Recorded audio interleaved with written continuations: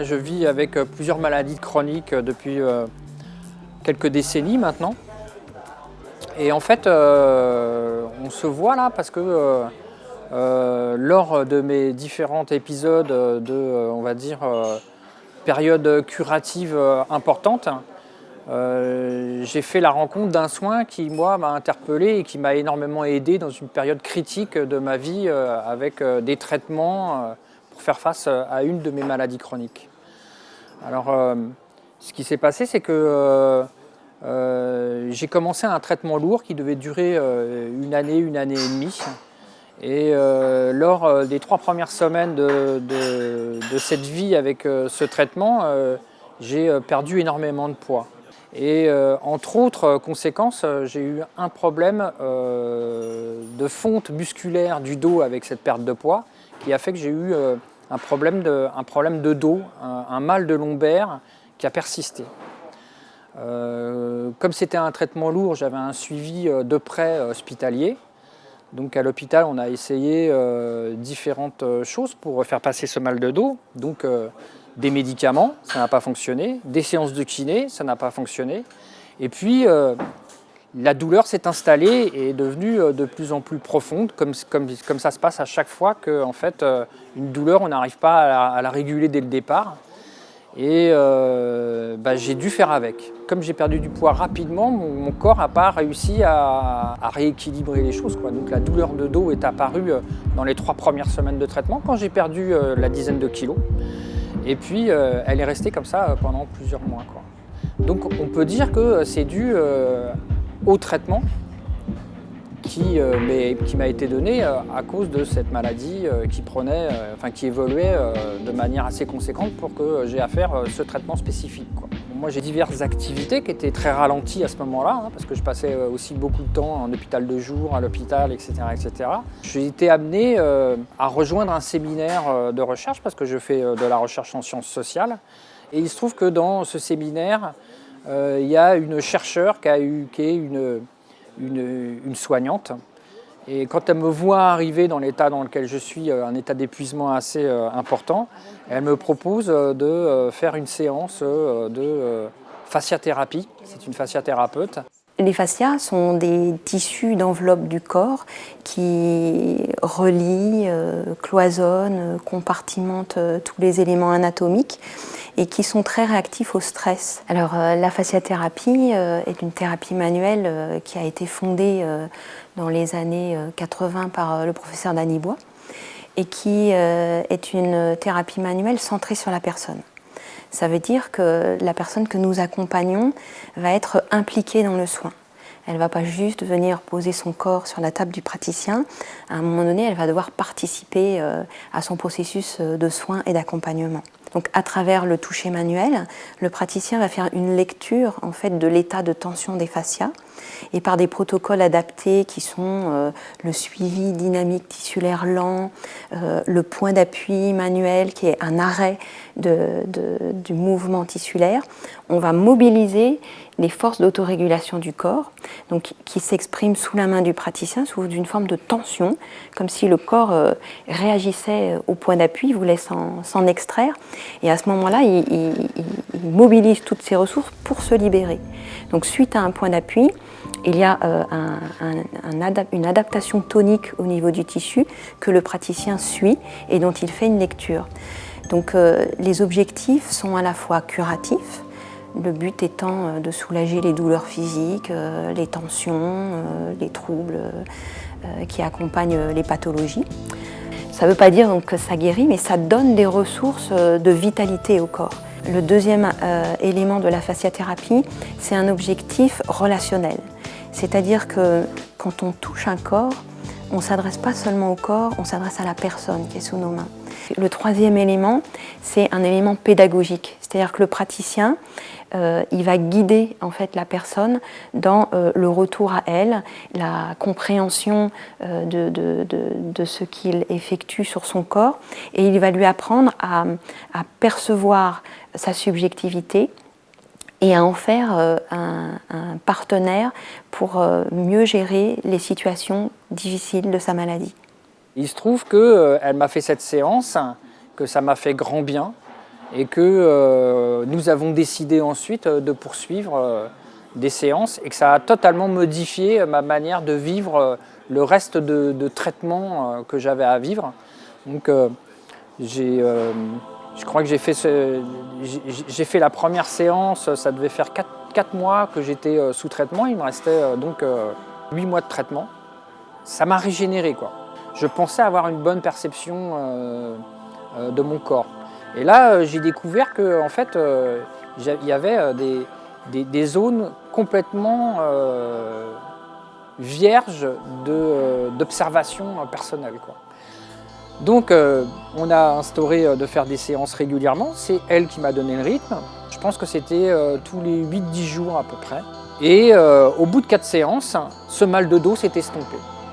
Le bien-être que j'en ai tiré en termes de qualité de vie a été beaucoup plus important que juste réduire ce mal de dos. Mais c'est ce qui m'a amené en fait à vraiment m'interpeller par rapport à la fasciathérapie. Par la suite, ce que proposent les fasciathérapeutes, si on continue à faire des séances, c'est aussi d'apprendre effectivement à retrouver ce toucher au travers de mouvements corporels lents. Et donc moi, c'est un versant en fait, du soin qui m'intéresse, c'est comment je peux prendre soin de moi en dehors du moment où je suis avec le thérapeute.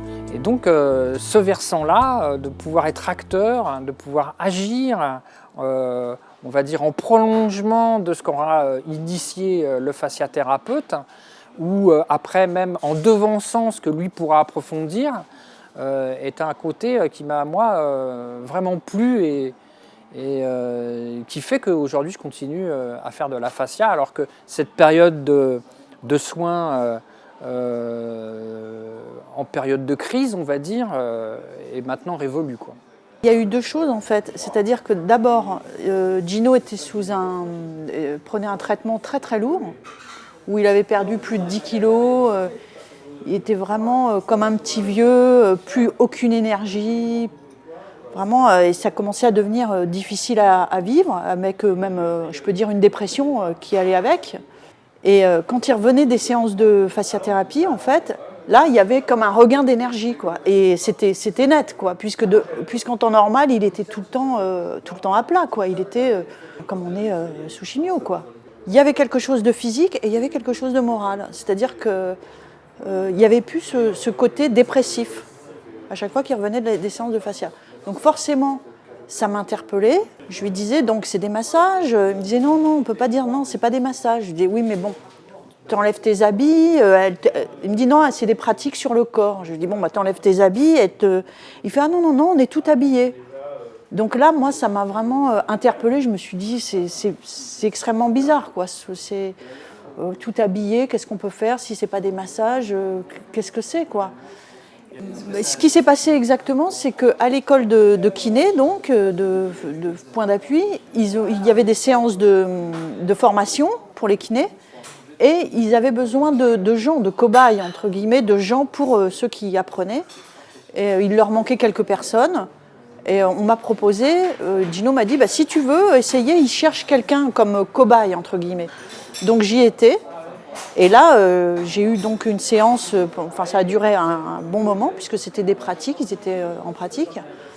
Et c'est vrai que ça m'a vraiment contre toute attente, parce que j'y étais vraiment comme ça, moi ça m'a retourné, quoi. Cette façon, par exemple, où j'avais l'impression que tout mon corps était étiré, j'avais vraiment l'impression que tout mon corps était extrêmement étiré, ça m'a fait du bien. À un moment aussi, enfin, il y a eu plusieurs choses et ça a duré un bon moment, mais à un moment, j'avais l'impression, par exemple, qu'elle tenait vraiment mon estomac entre ses mains. Elle avait ses mains sur ma tête et j'avais l'impression vraiment que toutes ses mains englobaient ma tête, mais entièrement. Et moi, je ne suis pas du tout spécialement ouverte à ces trucs-là, quoi, à des pratiques, à la kiné, au massage, à tout ça. Et ça me donnait une conscience de mon corps qui, du coup, me donnait un sentiment de bien-être, mais extrême, vraiment extrême, quelque chose de... C'était pas au moment où elle le faisait, c'est déjà en sortant, j'avais une énergie décuplée, j'avais vraiment une énergie décuplée et un sentiment, vraiment, le sentiment que j'ai, c'était je croyais en la vie, quoi. C'était vraiment ça.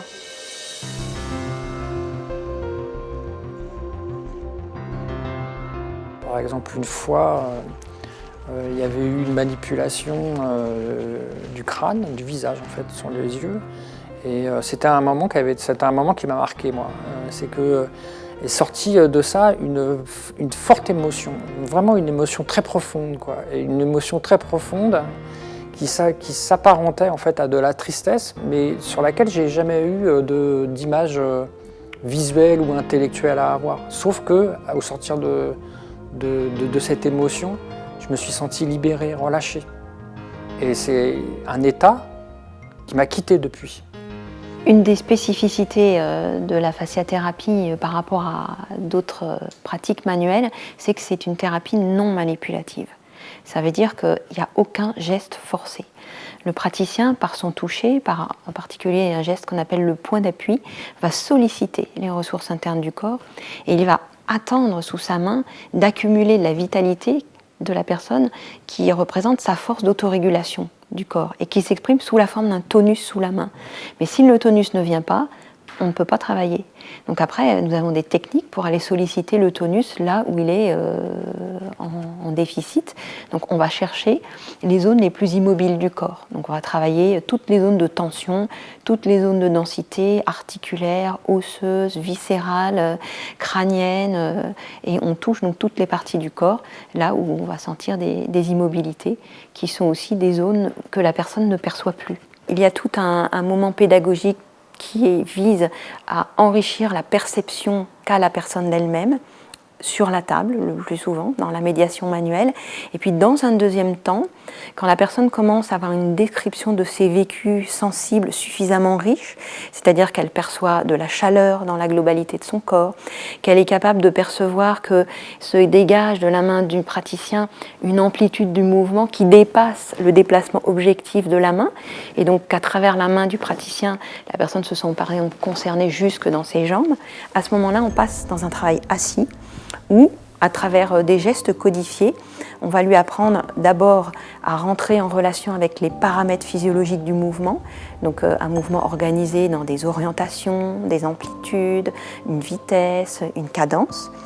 Et petit à petit, on va lui apprendre à percevoir ses impulsions d'action et à démarrer le mouvement au moment où elle le sent. Et une fois qu'on aura bien intégré les mouvements codifiés, on apprendra à la personne à réaliser une gestuelle libre.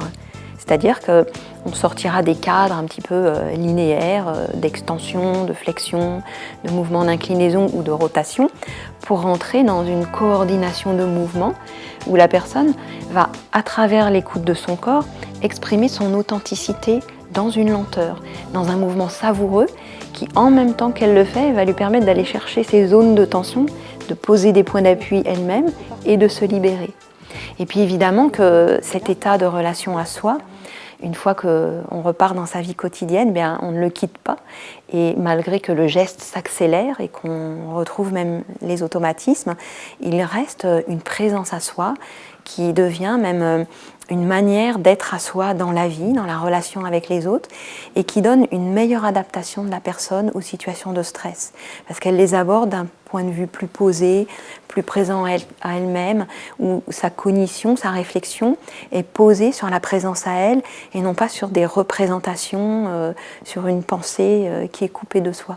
Le sentiment, c'est qu'on peut s'appuyer là-dessus pour aller faire face, en fait, à la densité de la tension, et puis c'est ce qui va aider à l'éliminer, ou si ça ne l'élimine pas tout de suite, à donner du sens, mais pas un sens intellectuel, quoi, vraiment un sens au niveau, je dirais presque cellulaire, quoi. C'est un peu compliqué ce que je dis, mais en fait c'est une expérience qui est au-delà des mots, alors c'est compliqué d'exprimer ça par des mots, quoi. Vous allez sentir le mouvement où ça repart, je vous le dis plus. À vous de sentir. Très bien. Voilà, et on y va. Attention, on ne ralentit pas. Il ne faut pas que le contrôle volontaire prenne le pas sur l'invitation de votre sensation à bouger. Voilà. la particularité vraiment, je trouve, de la fasciathérapie que j'ai découverte, moi qui étais autrefois infirmière et kinésithérapeute, c'est qu'il n'y a pas d'un côté une manière d'être empathique avec les gens et puis un toucher technique, clinique, qui va soulager la personne. Le toucher est un toucher de relation et il se déploie entre la personne et le praticien une relation d'empathie sur le mode de la réciprocité. Ça veut dire que lorsque je touche, je perçois les effets pas seulement sous ma main, mais dans moi. Et j'ai une lecture du degré de tension ou degré de relâchement à l'intérieur de moi. Et donc ce que je perçois dans moi, des effets de mon toucher sur la personne, me permettent d'adapter ma main. Ce qui fait que plus on avance dans la séance, plus le toucher est lent, plus le toucher est profond, plus le toucher est intériorisé. Et à un moment donné, il y a autant de mouvements à l'intérieur du praticien qu'à l'intérieur de la personne touchée. Et malgré tout, il n'y a pas de fusion avec la personne. Il y a une implication très forte, mais le rapport que chacun entretient avec les effets du toucher, il est singulier. La personne, elle a le souci d'elle-même, de la présence à elle, son rapport à ses inquiétudes, sa santé, sa douleur, ses problématiques de vie. Le praticien, il s'appuie là-dessus pour lire la justesse de son toucher, pour faire des bilans, pour traiter aussi la personne en même temps, en temps réel de l'action. Sur les années de séances que je fais, ce que je peux dire, c'est qu'il y a des choses qui se retrouvent, mais elles vont prendre une autre densité, une autre perspective, en fait. Perspective, c'est un mot qui n'est pas... mais c'est vraiment ça, quoi. C'est une autre perspective dans le corps, c'est-à-dire l'attention, elle va revenir, mais elle va prendre sa place dans quelque chose de plus large, ou qui est réconfortant, ou qui est une tension qui est plus... on sent que cette tension-là était en fait une tension quelque part périphérique, et on va toucher à une autre tension. Et en même temps, d'une séance à l'autre, c'est jamais la même chose, quoi. C'est vraiment des expériences complètement différentes. Moi, j'ai jamais fait 2 expériences où j'ai eu l'impression de retrouver. Alors au début, il y a ce truc de vouloir retrouver un bien-être ou une tension qui s'est libérée de la fois d'avant. Mais au bout de quelques séances, chez moi, ça a disparu parce que en fait, à chaque fois, il y a une cohérence qui peut être différente à chaque fois, mais il y a une autre cohérence qui se fait jour, quoi. Mais encore une fois, je parle de cohérence, mais c'est vraiment pas une cohérence intellectuelle, quoi. C'est vraiment une cohérence ressentie dans le corps, quoi. Dans le corps, dans soi, quoi, en fait. Pour aller plus loin que le corps.